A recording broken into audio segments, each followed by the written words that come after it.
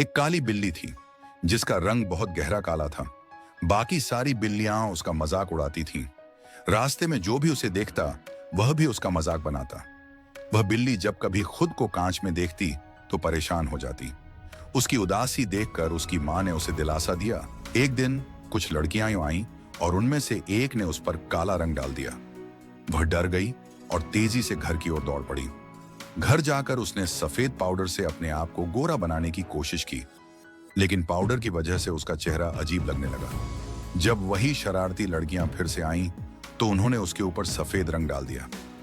बेचारी बिल्ली दुखी होकर घर की ओर दौड़ी। अचानक उसे एक पुराने जंगल का नक्शा मिला।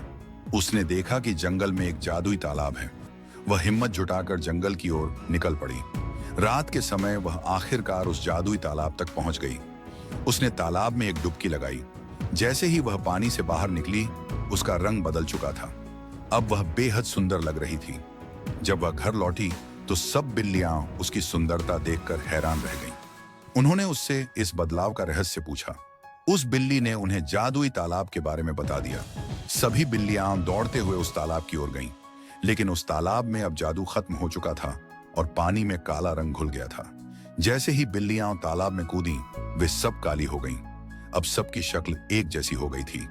किसी का मजाक उड़ाने की वजह भी खत्म हो गई और वह काली बिल्ली अपनी अनोखी पहचान और सुंदरता के साथ खुश रहने लगी। लाइक करें और सब्सक्राइब करें ज्यादा से ज्यादा।